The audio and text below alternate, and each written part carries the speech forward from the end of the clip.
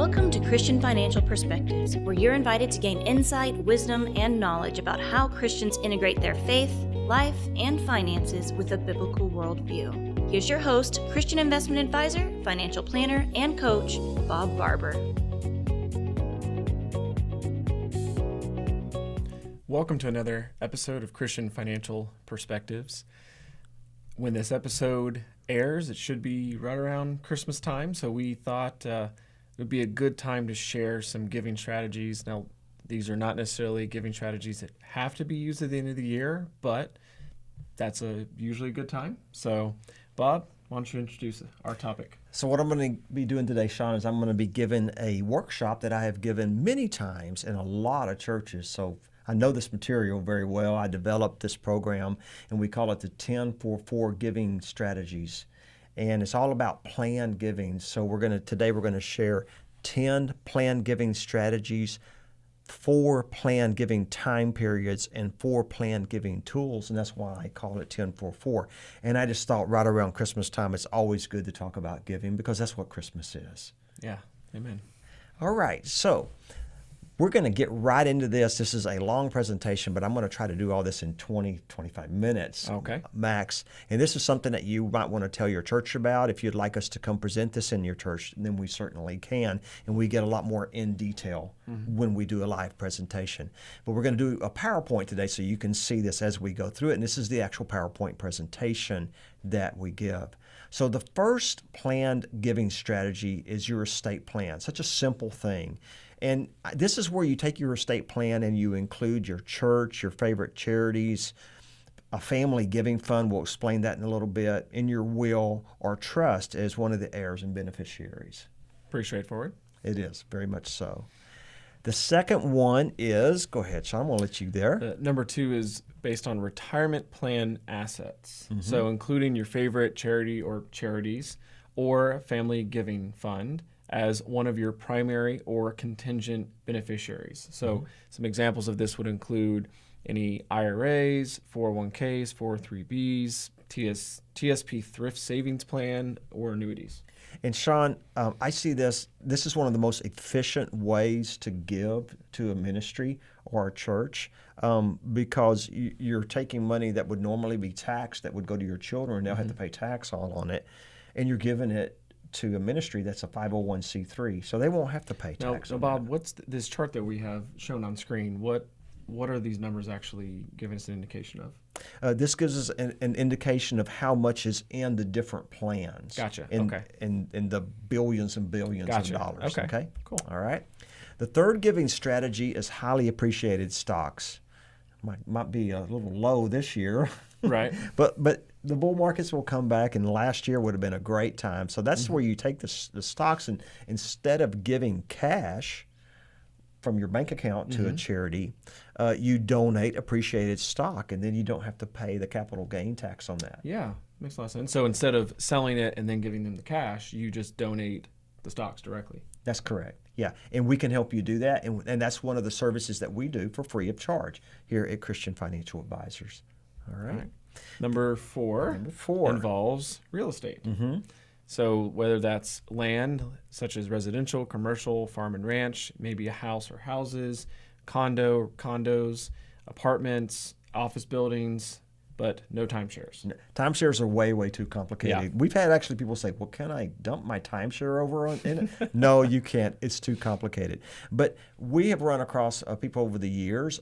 We had a client about 6 years ago, and she had nearly an acre in the middle of San Antonio. It had been in her family for years, and she sold that in the millions. And gave that away. But I mean, she didn't sell it, but she actually gave it away and turned it into a charitable gift annuity with a major Christian university. So that's a great example of using real estate. Okay. So plan giving number 5, strategy number 5 is just looking at your business interests. And, we've got here in the picture, I mean, this is an example of a major business, Caterpillar, and they could donate some of their stock to the business, or I could even just you take a business and the National Christian Foundation works with this, where your they become a part owner in your business. Okay, maybe like a 2% share or a 3% share. But you can't set that up as a non-voting interest. That's so, right. So yes, they do have a partial ownership, but that doesn't mean that all of a sudden the charity is going to tell you how to run the business. No. So yeah, that's, I guess, be kind of an important thing. And that really comes under the part of Psalms 24:1, where the earth is the Lord's and everything in it, and where you believe if your business belongs to the Lord, you can take a percent of your business and actually give it to charity. So what it earns, and I need to look at doing this myself, because I just think about this. This would be pretty powerful. Well, planned giving strategy number 6 is oil and gas interest. So this could be related to mineral rights, oil, natural gas, water rights, a lot of different options there. And you can give a percentage. You don't have to give it all. Right. So you can give a percentage in that case. And then just think about that old vehicle you might have in your car, or maybe it's some artwork that you have. Maybe it's a boat.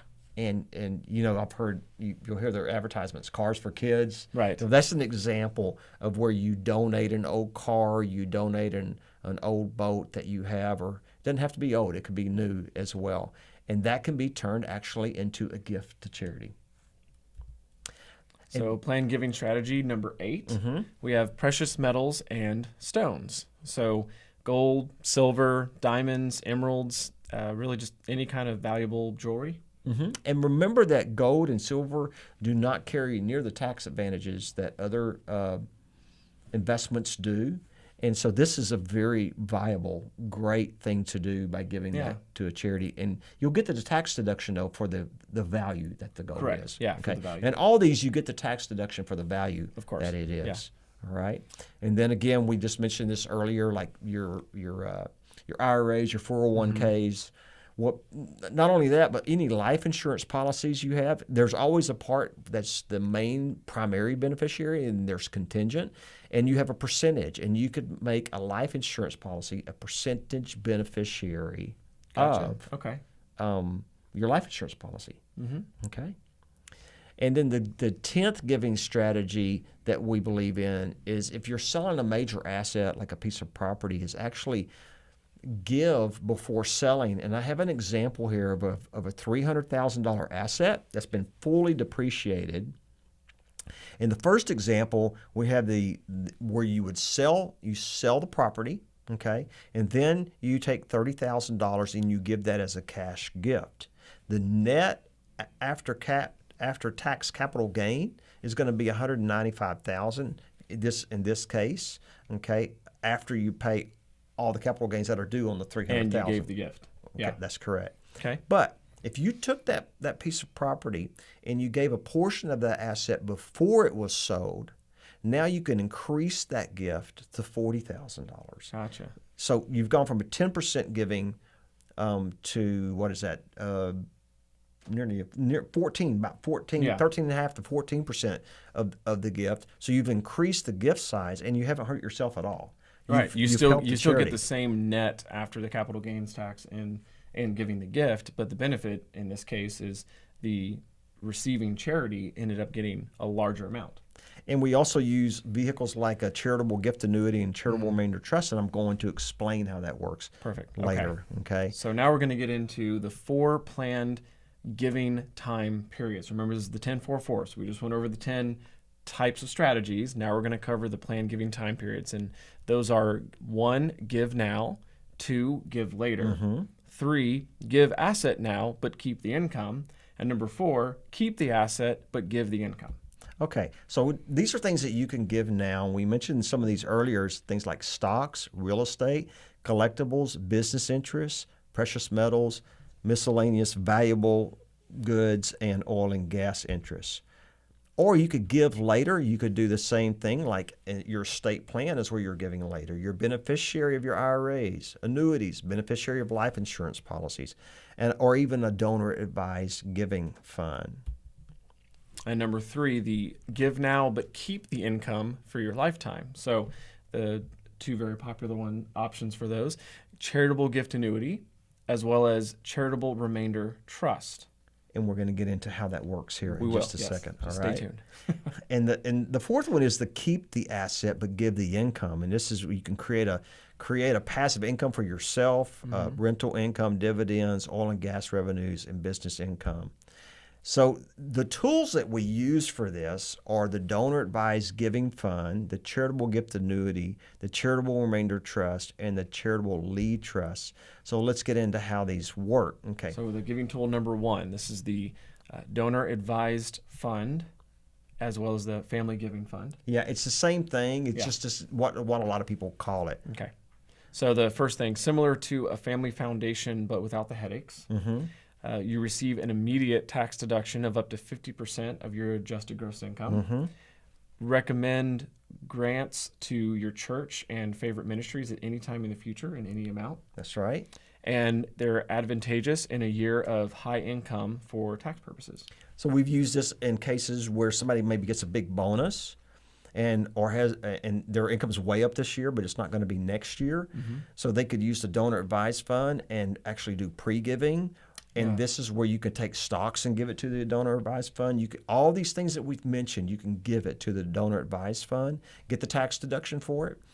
They sell the asset, it becomes cash, and now you can invest it. And then that's like a family foundation. And we call it a family giving fund because you can actually name it after, like I have one that's called the Barber Family Giving Fund. Okay. And our Barber Family Giving Fund is set up to where 20% of our estate goes to that fund.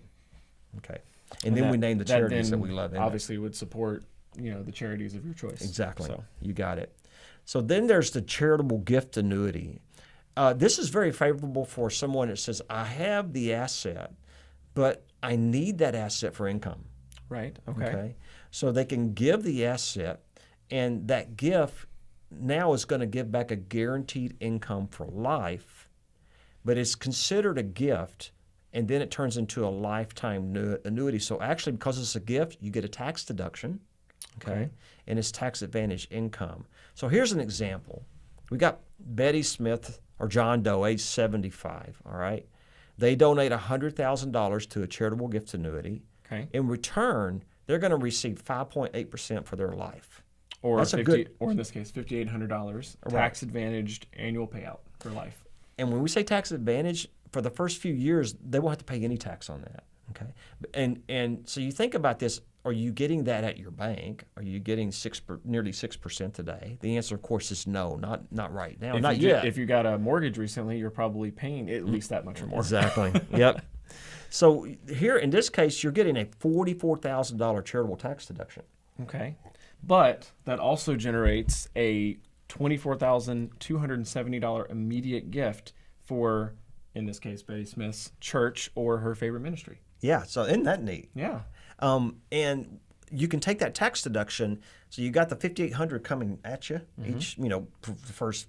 I mean, if Betty, she's 75, if she lives 95, she's going to live 20 years. Now, Bob, why is it the $5,800 in the first number of years you don't pay anything? Is that because of the fact the $24,270 was generated as an immediate gift? So basically that $5,800 goes kind of towards that? Well, exactly. You can use up the $44,000 charitable tax deduction towards that. Okay. Gotcha. Okay. Then we have example number 2 where we have a couple. And the payout's going to be less, Shawn, because it's based on 2 lives. Right. But this is a $100,000 gift that they give. They get a 4.6% payout, a $29,000 charitable tax deduction, and an immediate gift to their church of $16,000. Now, these are examples, and we do this. We use the National Christian Foundation to help. They're the ones that underwrite these charitable gift annuities, okay, which is one of the largest Christian foundations in the entire world. So, for our viewers, listeners, would that be considered kind of like the administrator almost? It is. Right. And the setup. Okay. And they could go to ncfgiving.com and they'll see the National Christian Foundation. Right. Okay, and these are the sample payouts. Now you'll see the older you are, the higher the payout. The younger you are, the less payout. Which makes sense. Does it? Yeah, Yeah, I mean, because the you're older, living the older you longer. get, the less likely you're to live much longer. Exactly. That's true. So- And you'll see for a married couple, the rates are a little bit lower, but not bad payout rates. Now, I do want to mention that these payout rates are subject to change. They change with the interest rate environments. Right. Okay. So, But this is just kind of an average example. right. Yeah. And so if this was someone actually wanted to do this, we'll get the actual rates of what they would be Yeah. at the time. All right. All right, so let's do giving tool number 3, which is a charitable remainder trust. And just some of the different aspects of that. This one is used for giving an asset now, but keeping the income for life. Offers major tax advantages when selling a highly appreciated asset. Creates an immediate income tax deduction when the asset is donated. When asset is sold, no capital gain tax is due, You hear that? which is nice. Yep. Offers a higher income base for life due to elimination of capital gain tax on the sale of the asset, and reduces or eliminates estate taxes. That's because it's not part of your estate. So you got this asset. Remember, I mentioned that we had a client, and she had a property in San Antonio that sold for in the millions. So let's take a $2 million example. The capital, your basis in that property is basically zero. You've depreciated it out. You sell it for $2 million. You're going to owe a good $400,000 to $500,000 in tax. If you put your property in the charitable remainder trust before you sell it, you will owe zero tax. You won't owe any Wow. tax.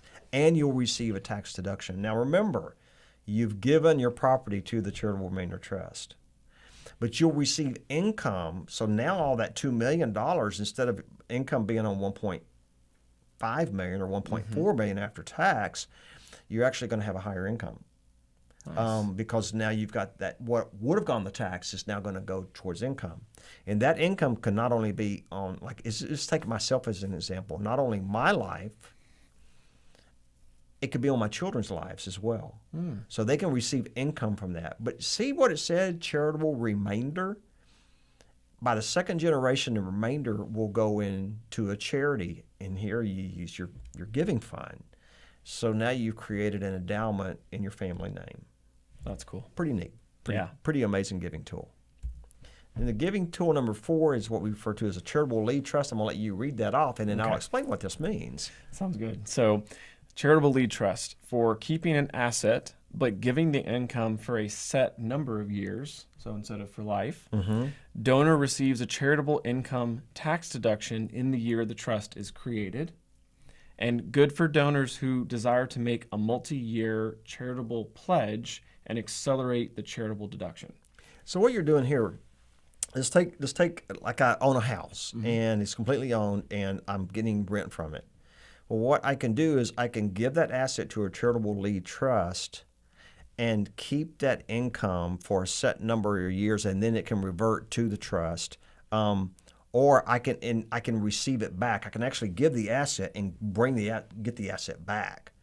So as an example, I'm giving the house, the income from it's going to go to the charity, and then I take it back after 10 years. But it gives me the tax deduction up front for doing that to a certain percentage. That's great. These are very complicated types of giving tools, but they're in a high tax there's a bracket. place sometimes. Yep. Really great one to use. So now we did it. We got through this very quickly. And like I say, in a live setting, I'll go into detail a lot more in all of these. But for time's sake, here we are. No the one summary- wants to sit here and either Yep. watch or listen to a 45-plus minute Yeah, presentation. That's right. Okay. So we're going to go over the summary of benefits of planned giving. Okay. So number 1, income tax advantages. Number 2, capital gain tax advantages. Number 3, helps charities further their mission. Number 4, giving is thought out and intentional. Number 5, teaches your family the importance of giving. That's a good one. Number 6, it is releases the stronghold of materialism. Amen. Number 7, it's scriptural that it is more blessed to give than receive. It's an excellent estate planning strategy. And number 9, helps fulfill the Great Commission. Bob? And it creates positive change in the lives of others and society. So we can help you give in many ways here at Christian Financial Advisors, using many gifting instruments to accomplish your giving goals. Here's basically what we're trying to accomplish here is we're taking those taxes that would normally go to the government and instead turn those into giving dollars. You're still living on the same amount. You're still growing the same amount, but we're basically turning that into a gift because you're going to have to pay those taxes anyway. I don't know about you, Bob, but I'm pretty sure our listeners and viewers would agree. Would you rather the money go to the government, or would you rather go to a charity or your church that you want to support? I mean, that's kind of a no-brainer, right? And also, Shawn, it's known, most of your Christian charities, especially the ones that are members of the EFCA, Evangelical Financial Accountability Organization, every dollar you give to that, about 90 to 85%, 85 to 90% goes to where it's supposed to go. Wow. And the government is about the opposite, opposite, right? It's the opposite. About 10 to 15 cents of every dollar actually does the thing it intended. Does the good. The rest is all the administration. Yeah, so it's very, very wasteful when we give to the government. It just doesn't get to where it needs to. Yeah. So think of it like this. God gives to us and we receive, right? And then we give and others receive. And then when they give, what happens here is it's kind of like dropping a rock in a small pond. Drop it in the water. Yeah, and you can increase the ripple of influence, and you can, with planned giving strategies, you can do that. Yeah. Okay. We want to bring a biblical worldview to all of wealth and to all of financial planning because we believe wealth comes from God. It belongs to Him, and it should honor Him. And wealth is for. Yeah, we believe wealth is for providing for the family, supporting the church and ministries that spread the gospel, and helping those in need. We also want to make sure before we do planned giving that everything else is taken care of. All your financial planning, investment management, retirement planning, tax planning. So don't think because you're doing planned giving that you're not going to be taken care of. Yeah. We make sure that happens first, and then we do the planned gift later. Well, and as you can kind of see from our graphic with the puzzle pieces, the planned giving, it's part of the puzzle. All right. And I would argue that you don't want to just immediately go into the planned giving because what about your own financial planning, your existing tax planning, your investment management, the income you need? I mean, there's so many other pieces, and so you don't want to look at it in isolation. Because how do you really know how much you can even afford to give until you know the other pieces? Until you've done all your planning. That's right. Well, I hope today has really opened your eyes to the different types of giving strategies there is during this time that we think about giving and Christmas coming right up. Yep. I mean, we won't be able to outgive God after He gave us His Son. That's right. We can do the best we can with what we've been given. Well, it's more blessed to give than receive. Amen. And if you'd like help with some planned giving, give us a call at 830-609-6986 or text us during business hours or go to christianfinancialadvisors.com. Thank you for joining us, and God bless. Bye-bye. Thank you so much for watching. If you enjoyed that video, be sure to like and comment and subscribe to our channel so you can get future updates. You can also follow us on social media, handle shown on screen. In the meantime, check out one of these other videos.